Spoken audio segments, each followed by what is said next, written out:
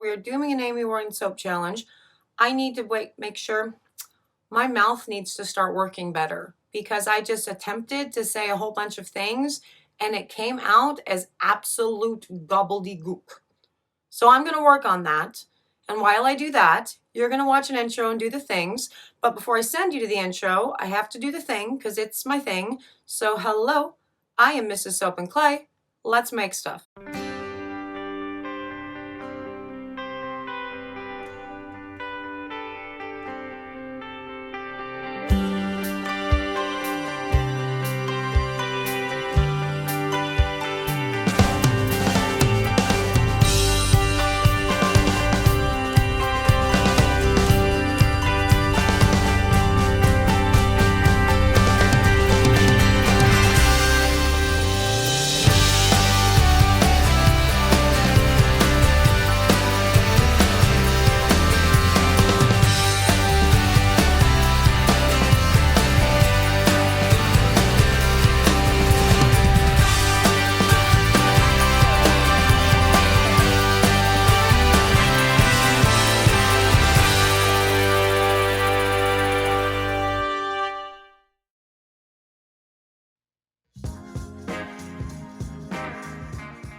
How's it going, Sudsers? Welcome back to the channel. You are at Soap and Clay, where we make all the soapy things, and you are here for day 294 of 365 days of soap, and we are doing another Amy Warden Soap Challenge. Yes, so this one is kicking back to like 2015, long time ago, and we are doing the secret feather swirl thing. Yes, now today's my turn. And I have done secret swirls before. There are lots of different ways that you can do them. You can actually put your hanger inside the mold and then pull it up, or you can actually lay your lines down and then push your hanger into it. And I'm actually doing it that way, I think. And I'm actually doing it the first way, so all the hangers are already in, and then I pull it up after the lines of color have been laid. And notice I said hangers. Now the reason that I have hangers is because months and months ago, Mr. Soap and Clay made me a pull tool thing that I haven't really been able to figure out. And I played with it a couple times in a couple pours on the channel. I'm still not getting it. And so I thought maybe I'll use it for the secret feather swirl and see if I can get like multiple feathers in my pour. Yes, that. So that's what we're working on today. The scent blend from Nurture Soap is a crisp juniper, which is actually delightful. It's green like you would expect with the tree scents and all of the jazz, but it has a nice sweetness to it that's just absolutely delightful. Beautiful unisex scent. I'm very excited to soap with it and see, what comes of the pouring and all the things. So we should actually get to that so we can talk about the secret swirls process, in the video. So let's go there.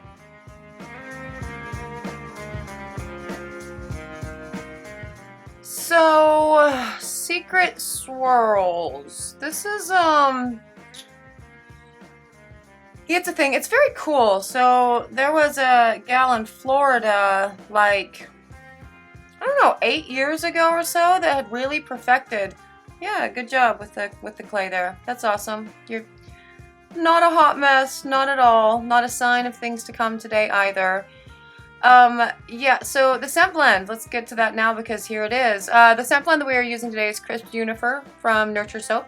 That was Crisp Juniper from Nurture Soap. My words just scrambled in my mouth.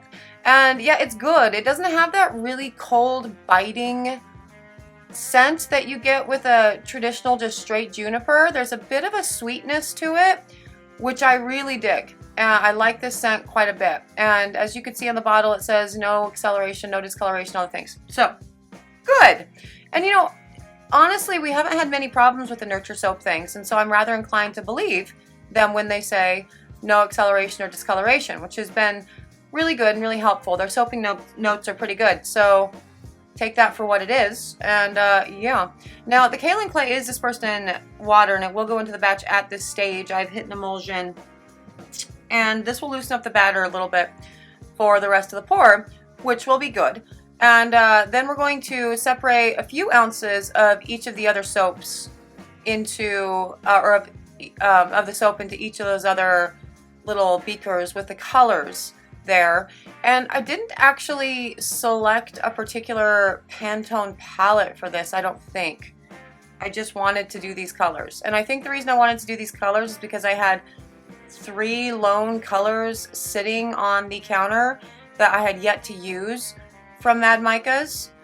And I want to say that's something like ballet slippers or something, and that blue is like indigo girls or something, and that orange is orange or something.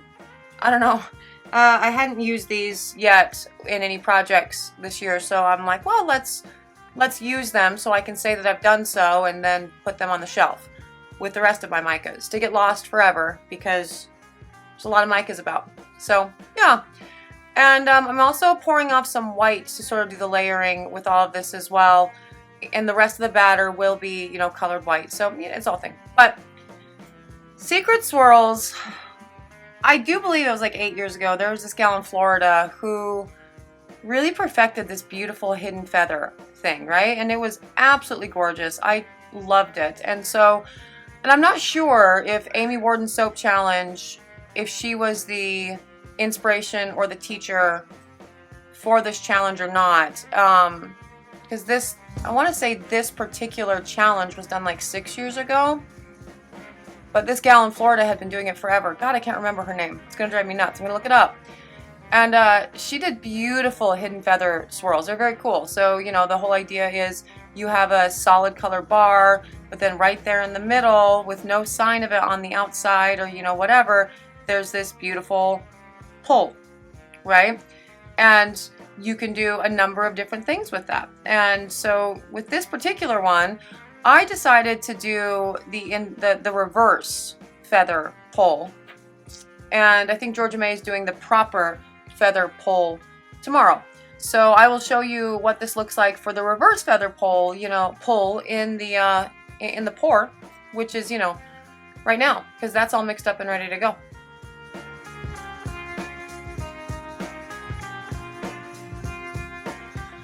Okay, and on to this pour. Now, you remember several months ago, Mr. Soap and Clay made me this pull-through tool thing, this thing, that hanger tool thing, and I couldn't figure out what to use it for, and I've used it for a couple things and it hasn't worked. And so I decided for this one to fold up 2 of the tines, because there were 5, and then sort of spread out the other 3 tines. Now, when you're doing a reverse pull, a reverse secret feather, hidden swirl, whatever pull, you put your hanger in, and then you pour your lines of colored soap over the hanger, alternating with the main batch color. And then when you have everything in that you want in, you then pull the hanger out. And it creates really cool designs. And something like this creates more like a tree. I feel like, what was it? Oh yeah, no, there was one on Brambleberry like 6 years ago or something. It was like a Christmas tree one. I'm sure it's still up there on the Soap Queen website for a tutorial for that. And I saw this one that she had done with you know, it had different colors of green inside and it looked like a little Christmas tree. And I want to say that that's what I did that year for my Christmas soaps. And it was super cute. And actually there were people that were coming up to me at vending events for the holiday season that were like, oh my God, are you the Soap Queen? Because it looked so spot on. So yay, go me. I was able to mimic something else. That was, yeah. With this one though, I'm doing some stupid things, really, because there are 3 little hangers in there, right? And so I decided to do 3 different colors, or 3 different stripes of color in there. So essentially do a triple hidden swirl in 1 bar that's only like 2.5 inches wide, because there were 3 little tines in there, 3 hangers. And I'm not using dividers, because that's something that Amy Warden Soap Challenge, she'll tell you, use dividers, but I don't use dividers. I don't like them, so I'm not gonna. And I'm also flying blind with all of this because I can't really see into the mold while I'm filming without getting my head all up in the shot. And so I'm sort of just not making fully straight lines. Now this is a problem because you really do want to put your lines really straight, one on top of the other, you know, reasonably well, in order for this to work, and I'm not really accomplishing that. So, I mean, this pour is screwed from Jump Street, really, is what I'm saying. Because again, I'm making bad decisions with the not using dividers, and making more bad decisions with using 3 hangers in there instead of, you know, 1 or maybe 2. You could totally get away with 2, I feel. But yeah, I'm not doing any of that. I'm being a renegade. And also, one of the reasons why this is so difficult to pour right now is because there are 3 hangers in my way. Like, you see that one dead center in the mold? And then the other 2 on the side, you can't really see it based on this angle, but they're not nicely set along the side of the mold. They're right in the path of where those external lines are going on the, you know, the bottom and the top. So I'm like trying to pour around them through all of this, and it's all a terrible idea, and I shouldn't be doing this. I don't know why I do the things that I do, just in general, just across the board. Like, yeah. Secret Feather Swirls, just in and of themselves, are actually very beautiful pours, and so I don't know why. I guess the reason why I'm not doing it that way is because I know that Georgia May is going to do a gorgeous one, and so I kind of wanted to play. And also, I don't know. But you can already see that this is going to be messed up, right? Because, like, the color is fully on the sides. So, I don't know. I just wanted to play with this thing that Mr. Soap and Clay made, because I still can't figure out what he intended this hanger to be, you know, used for. And like I said, like, months ago, I suppose I could just ask him, but this way's more fun. Like, what happens if you put 3, you know, hangers in? And again, as I started to pour the first line, I went, oh, this isn't going to work, because 3 hangers are actually hanging out in my path of where I need to pour, and that sucks. So, but, you know, it's all good. Everything's going to be great, and I'm just gonna put all the soap batter in. But as you can see, there's color on the side of the bar, so this whole idea of it being hidden, yeah, it's not hidden. It's not hidden. You will look at the side of this this bar and go, no, that's not hidden at all. And you know, I can't get around that thing to do a good wall pour. I can't get around this. So you see how it's up? It's not actually, oh God. Yeah, these hangers that are like hanging out in the top, that's the, yes, all of these things. This is all a terrible, terrible idea. But you know, so much of this channel is about what not to do, right? Like, don't do this. And now you'll see what happens, because, I mean, I don't know, it could still work. Look, the white batter is like pushing stuff into the center, and it's just, sure, yeah, let's go with that. But yeah, no, I mean, I will talk more about like the actual like hidden secret swirl thing and process, and really what you should pay attention to, you know, in tomorrow's video with Georgia May, because I'm sure hers will be delightful, and mine is just a disaster. This right here, this is a bad idea. If I wanted to do 3 hangers, I definitely should have done them in, like, you know,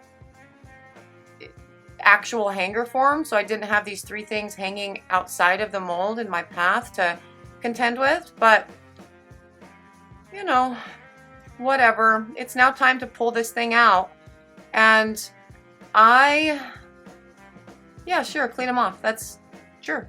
That'll make the whole bar better right there. Just, yeah, make sure you get that little bit of soap left in there for sure. And yeah, it's this is all a thing. This is a thing. And the rest of the soap batter will just go over the top at this point, and, you know, I will skewer it to look like a feather. Now this is kind of cool, actually, because there's quite a bit of soap batter left. I think I weighed out, I want to say 3 ounces of each of the colors, and the end result was there was a lot of soap batter still left that had to go into the mold. And so a cool way, instead of like tediously layering a little bit of the color and then continuing over and over on top of itself so they don't so like one section isn't just, so like the whole bar isn't just all pink or, you know, whatever, is to use the wall to your favor, right? And essentially just pour against the wall on both sides. And then I'll pour my third color right in the middle, and then just push everything that's still stuck on the wall down to push the rest of the pink and the orange, so it'll all be accounted for. I don't know if that really makes sense, but you can watch it, like you're literally watching it right now. So you can see that, and that's, I found much easier. So yeah, that blue area, it looks like it's going to be way too big, and it's not going to be, you know, even representations of color, but I still have a crap ton of soap like hanging out on the walls of the mold right now. So I will just push those down and sort of over the blue, and it'll all work out. It'll be great. It'll be perfect for a swirl. I mean, a skewered top, a pretty soap top for what will be a disastrous bar inside. See, you just press them all down and it all looks great, and they're all evenly represented. And then I'm just gonna pull some of the side colors over the blue there, and look how cute, except I still have white that needs to go in. So I'm just gonna, yep, just randomly just do that. That's I don't like this pour. I didn't do a good job on this pour. I'm irritated this pour, and I'm doubly irritated because while this video seems super short or whatever, I actually spent like, I don't know, 38 minutes making this soap, and that wasn't fun. But the skewering of the top is fun. It'll be a pretty feather. Yeah, cool. It's just, yep, there you go. That's gorgeous. Absolutely. This will get put into the oven for C-pop and gel, and we will cut into it tomorrow and look at all of my crazy mistakes.